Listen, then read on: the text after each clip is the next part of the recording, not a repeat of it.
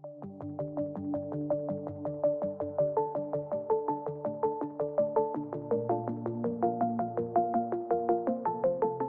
students, welcome to the answer writing program.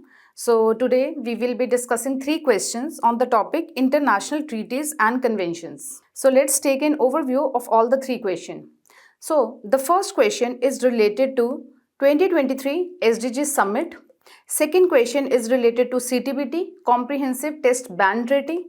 Third question is related to COP28, related to Global Climate Action. So let's start one by one.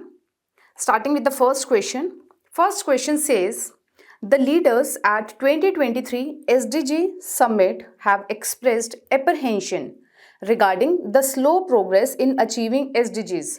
So this is the context that a recently conducted 2023 SDG Summit. The leaders over there have expressed their concerns that there is a slow progress in SDG accomplishment, goal accomplishment.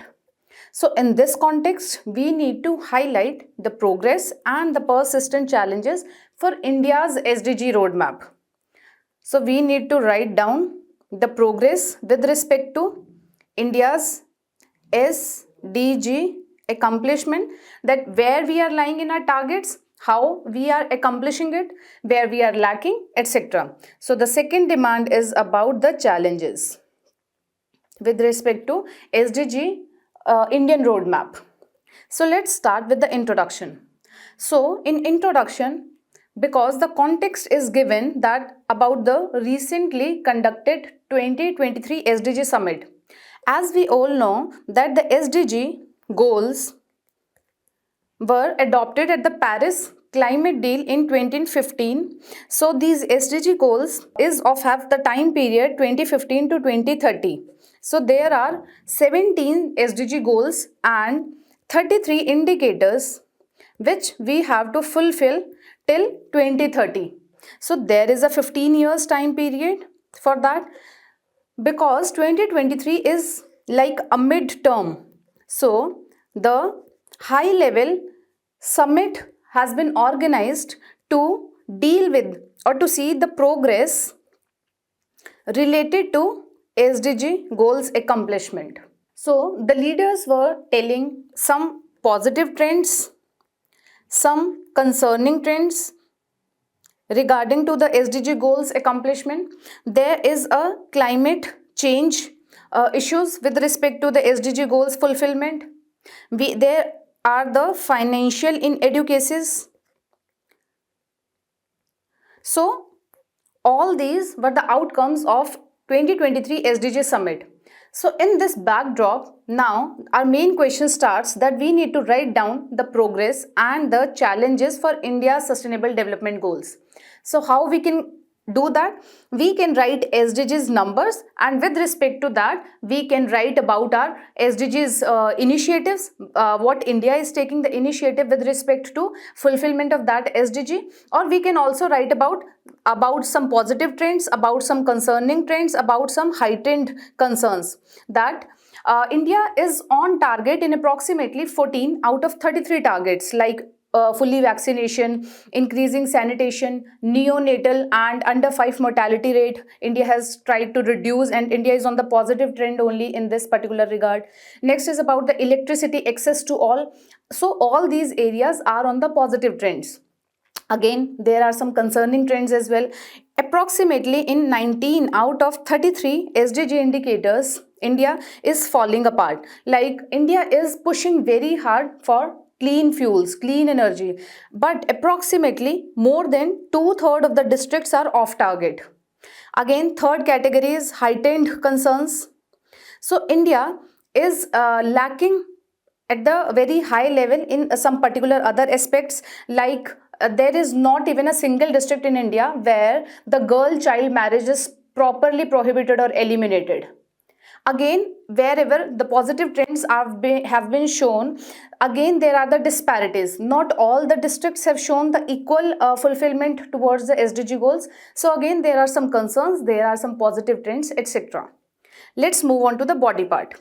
Body, India's SDG progress. So with respect to SDG 4, quality education, so India has come up with the Sarv Shiksha Abhiyan and digital portal with Diksha. So this has immensely increased the enrollment rate, especially for the girl child, even in the COVID times. Next is about SDG 7, clean energy.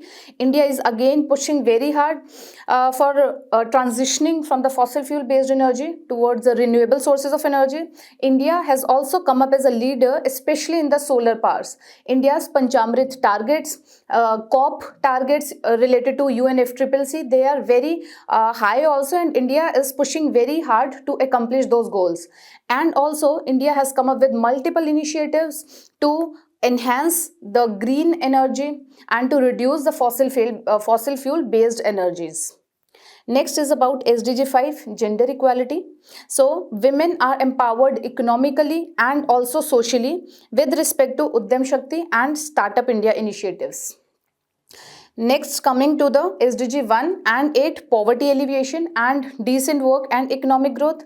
So India is promoting financial inclusion via platforms like UPI, and also India is promoting decent work and economic growth. Next is about SDG 3, healthcare facilities. So India has come up with the new initiative like the telemedicine initiative eSanjeevani that bridges the healthcare gap, especially in the underserved area. So these are some progress with respect to SDG goals with respect to Indian targets. Next is about the persisting challenges. So, related to SDG 2, zero hunger. India ranked 111 out of 125 countries.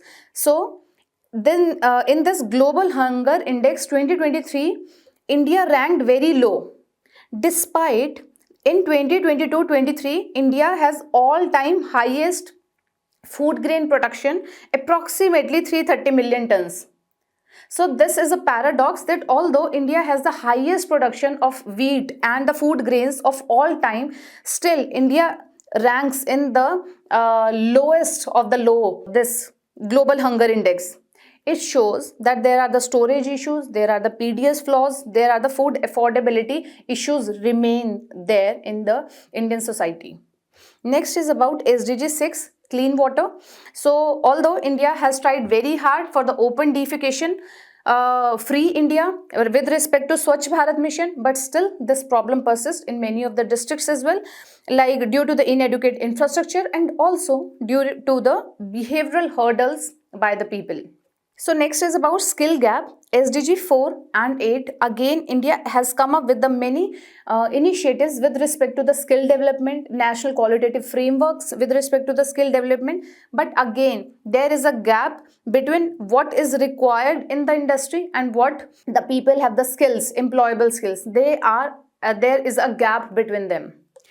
And also India is in the demographic dividend phase. So if the proper skill development is not provided to the people, then it can result into the demographic crisis also. Again, SDG 15 and 13, environmental sustainability. India has come up as a leader in the renewable sources, into the boosting of the green energy based energy sources in India, but still issues of pollution, deforestation is there. So it requires a deep and the focused green technology approach. Next is about SDG 5 and 10, that is about reduced inequalities. Again, there are the concerns with respect to the rural-urban, gender-based, caste-based discriminations are still persisting in India. So these are some challenges with respect to the SDG goals. Next is about conclusion. So we have seen the opportunities or the positives, the positive trends and the negative trends or the heightened or the concerned trends. Then finally, in conclusion, what we can write is about the path for India for future, like till 2030, what India can do, how to increase their process to accomplish the SDG goals till 2020, the 2030. So what we can write in the conclusion, we can write about government's commitment, innovation, partnership and community engagement. So all these parameters can play a key role in accomplishment or the fulfillment of the SDG goals. We have aimed for the sustainable, equitable and prosperous future for all the citizens. So this is required to fulfill this. Moving on to the model answer. Starting with some background, then India's SDG progress, persisting challenges, coming up with the conclusion. So moving on to the next question. Discuss the evolution of Comprehensive Nuclear Test Ban Treaty CTBT, the challenges it faced. So this is the demand 1. We need to write down the evolution of CTBT, then the challenges it faced. So this would be the second demand, and analyze the India's stand on CTBT. So this would be the third demand of the question. So the question is about CTBT, Comprehensive Test Ban Treaty. So it is a comprehensive treaty to ban the nuclear tests and the nuclear explosions. So in the introduction, you can write about the CTBT, definition of CTBT. So it is a multilateral treaty. It is a landmark multilateral or the international agreement aiming to curb nuclear proliferation born out of devastation of the World War II. So this way you can write the introduction. Moving on to the body part, we need to write down the evolution of the CTBT. So we need to go in the background. So in 1940s, when the World War II was going on, 1945, USA attacked Hiroshima and Nagasaki via the nuclear bomb. So it was the first nuclear test by USA. Just after 4 years, like 1949, USSR has also conducted its first nuclear test. So this was the initial phases where the nuclear tests or the nuclear explosion started. So it was the era. Now it has started the era till 1990s, till the disintegration of USSR. This was the era of cold era. So again, USSR versus USA was there. So they have conducted approximately 2000 nuclear explosions and the nuclear tests in this particular period. So there was the proliferation of the nuclear test going on. Then in 1960s, approximately all the members except China, like Russia, USA, Britain, France, they have already conducted their first nuclear test. Means they have the nuclear facilities. They are the nuclear powers. Suddenly, in 1963, they have come up with the idea to ban the nuclear test so that other nations will not get more powerful than them. So they have come up with the treaty known as the Limited Test Ban Treaty, or also known as the Partial Test Ban Treaty. Just year after that, 1964, China has also conducted its first nuclear test. Why it was named as the Limited Test Ban Treaty?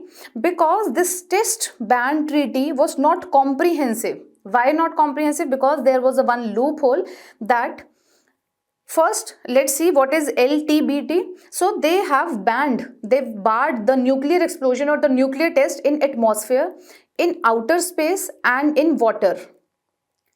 But they have left one domain, underground. So people found out the loophole and started doing the nuclear explosions underground. So till 1990s, they have exploded many of the nuclear tests underground. So in 1964 and 1963, this got signed. Later in 1970s, Threshold Test Ban Treaty was enforced. Now, what is this test ban treaty? Threshold test ban treaty. So till now, here they have said that we need to put a ban on the nuclear explosion in these three domains. Then later up, they come up with the idea that we need to ban the nuclear explosion which have the energy or the yield of more than 150 kilotons. It means they can do the nuclear explosion less than 150 kilotons of yield. So this would be the critical threshold. After that, these explosions are banned, otherwise they can do. So this is Threshold Test Ban Treaty. So again, they were the nuclear proliferation was there till 1990s. After the disintegration of USSR, now the cold era has also been over. Now they are at peace, somewhat at peace. Now they finally suddenly come up with the idea into 1994 that okay, now we have to do the comprehensive test ban treaty because we are already done with all the nuclear tests like USA and USSR. But now not any other country should do that. So they have come up with the idea of comprehensive test ban treaty. The idea was already there, but due to this Cold War era, they have not finalized this CTBT. Finally, in 1996, they have signed CTBT. But again, there are issues with respect to the signing, the ratification of these treaties. So in 1996, this treaty was there but has not finally come into force. Why? Because CTBT will finally come into force when all the 44 countries which are there in Annex 2 will sign. But still, 8 countries are there which have not yet ratified. And what are these 44 countries which have the nuclear facilities at the time of signing of this CTBT in 1996? So these countries are China, USA, India, Pakistan, North Korea, Israel, Iran and Egypt. So these countries have not yet ratified, and India, Pakistan and North Korea have not even signed yet. So this will come into force only when all the countries in Annexure 2 will sign these agreement. So these are the issues with respect to the CTBT. Now let's come into the main question body part. So this we have already discussed. Done. Moving on to the challenges faced. So challenges are, there are the many controversies, many negotiations happened all during this period. The first one is, there are the reservations from France and China that we should continue with doing the testing.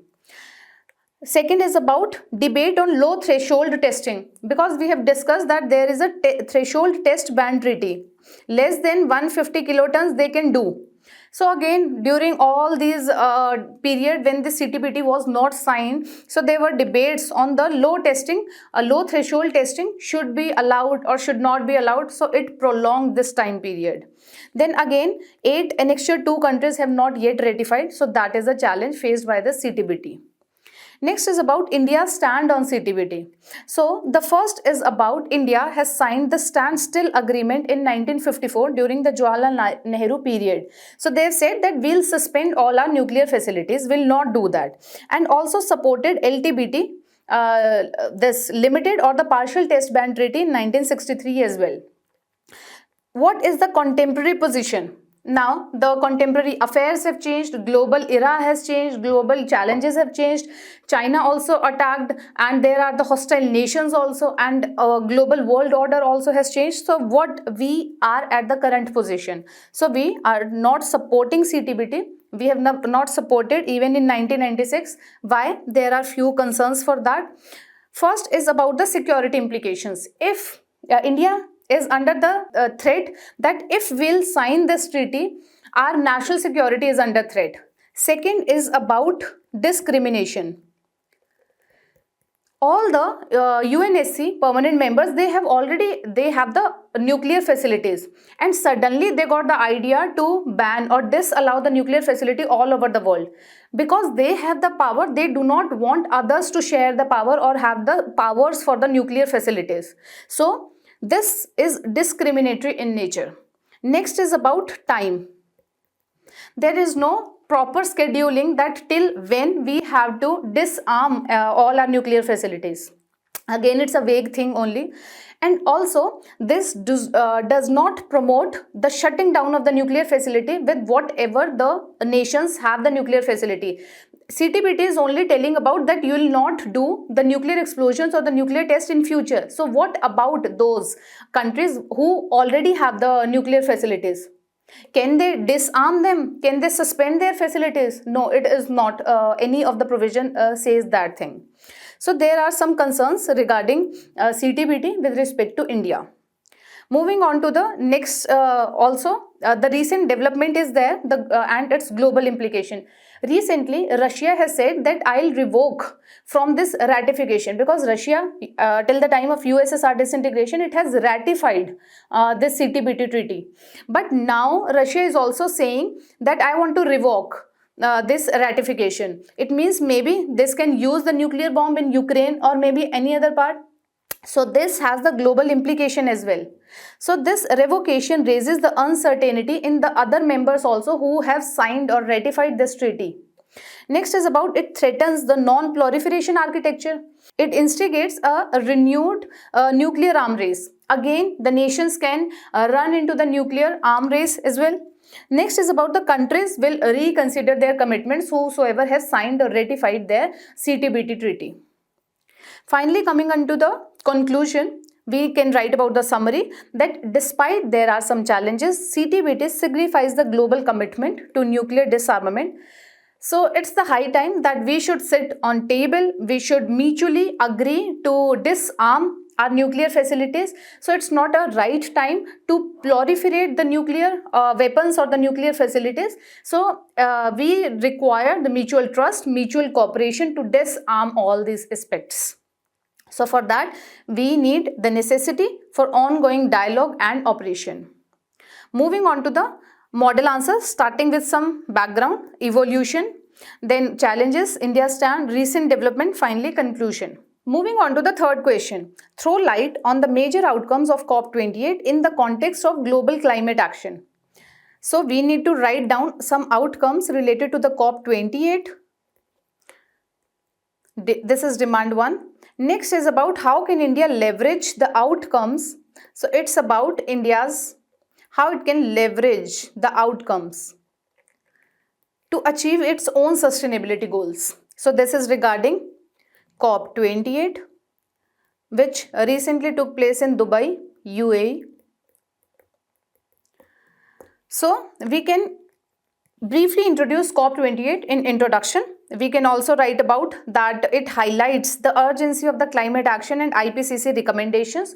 They have given some recommendations also.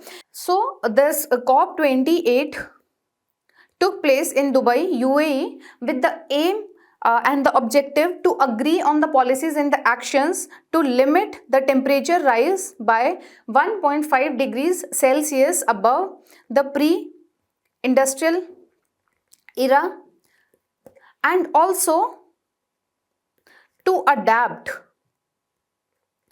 to the impact of climate change. So the first aim was to agree on the policies and the action which will support this thing, and second is about the adaptation and how we can adapt to the impact of the climate change if we'll get the financial resources, if we get the technological resources, if we can build our infrastructure that is resilient to the climate change impact. So that is how we can adapt to the impacts of the climate change. So this was it in the introduction. So this is what we can write in the introduction. And also we need to understand one more concept is about the emissions gap. Like if we are not doing anything without any target, our temperature rise would be 5 degrees Celsius. Take an example.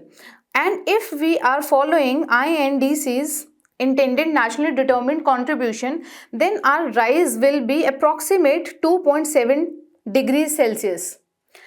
But if we need to limit the temperature rise by 1.5 degrees or 2 degrees, we need to reduce much more emission. We reduce the emissions. So whatever we are targeted at and what we want to accomplish, this is the emission gap. Now, this report COP28, what it is saying that we need to take a quantum jump to reduce, we need to increase our INDCs to limit our global rise in temperature by 2 degrees Celsius. So this is the report also saying that there are the urgent actions are required. We need to reduce by 45% till 2030 and we need to be net zero by 2050. Then it's a probability that we can be at a probability of the 50% that there would not be a temperature rise by 2 degrees Celsius. So there are the like COP28 recommendations and the learnings over there. Moving on to the body part, what are the COP28 outcomes? The first thing is fossil fuel transition. So for the very first time in any of the COP, they have addressed that yes, there is a need to move away from the fossil fuel. And that transition should be just and equitable because countries like India, China, Brazil, they are the new industrial countries. We cannot just afford to decarbonize our economy. So the transition from the fossil fuel based economy to the renewable sources based economy should be just and should be equitable. Second thing is about renewable energy and efficiency. Again, we have come up with a more ambitious target. We do not know, maybe they can be fulfilled or not, but again, it's a more ambitious because we need a quantum jump to accomplish this emission target. So we tripled the global renewable energy capacity to this much and doubling the annual energy efficiency gains. Means every year our energy efficiency gains would be this much. Next is about expanding clean energy, including nuclear, green and blue hydrogen. They have promoted that we need to take the transition from the fossil fuel based towards these types of clean energy. So, and yes, it is in aligning with the India's energy diversification policy also, because India's energy diversification or the energy policy, what it says, we need to be energy secured, we need to transition our energy, and we need to diversify our energy. So yes, we are already onto this path. Next is about collaborative initiative. So it's not the work of one proper country. So we need to be collaborated. We need to collaborate on the various front with respect to the climate change. So there again, they have formed the coalitions, the alliances to reduce methane and phase out coal. And India has not completely emphasized or promised for the phasing out of properly, completely phase out coal. But yes, phase down, India has promised for that. Next is about holistic approach. They have launched the global renewable pledges also. Next is about they have established the global loss and damage fund. With respect to loss and damage fund, this loss and damage fund started with the COP19 at Warsaw. They said that there is a loss and damage and there should be the fund that the rich countries, or they have already made use of all the climate emissions or the carbon emissions, they have to compensate to the poor countries or the vulnerable countries. Then in COP21, in Paris climate deal, this loss and damage fund got diluted. Next is about COP, where in the Madrid, in the Santiago network, again this loss and damage fund came on forefront, and instead of the monetary compensation, there was agreement that yes, the rich countries will provide the technological advancements to the poor countries or to the new developing countries. Finally, in this COP28 also, this fund has been established. So this was the outcomes of COP28. Moving on to the next part, that India's leverage from COP28. So whatever the COP28 outcomes are there, how India can make use or how India can stand itself on that particular outcomes. So building on the existing initiatives, yes, India via its Mission Life Green Credit initiatives, India is in that direction only. G20 Green Development Pact, India is leading Global Biofuel Alliance, India has expanded the Global River Cities Alliance as well.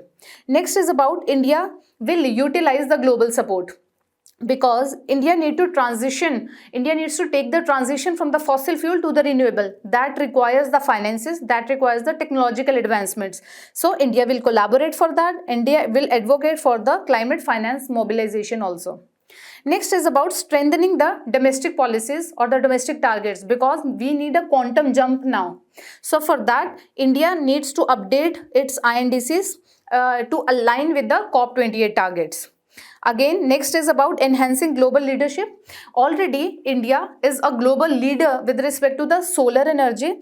But yes, India can enhance its leadership skills by participating in the international partnerships, by facilitate the South-South cooperation. Moving on to the conclusion, we can write about post-COP strategy. So what after COP28? So still there are some gaps. They have missed the mark on the decisive climate action. There are some loopholes with respect to the carbon market, global stock take, like how much the countries are emitting, what we need to cut down. There should be the differentiated responsibilities. And again, we are lacking in the carbon market or the carbon offsets mechanism. Still, CDM, Clean Development Mechanism was there for the Kyoto Protocol, later got amended to the SDM, Sustainable Development Mechanism, with respect to Paris Agreement. But still, this carbon market is not properly established. Next is about what we can write towards the conclusion, towards the end of the answer, so that we need to foster the global collaboration, adaptation, community empowerment, innovation, and climate justice to get the sustainable goals, to get the climate action into the line. So this was the question number 3rd. Let's see the model answer, starting with some background of COP28, significant outcomes, Indian potential leverage to COP28, and finally making some conclusion. So this was it from my side for today. Thank you and have a nice day and keep writing.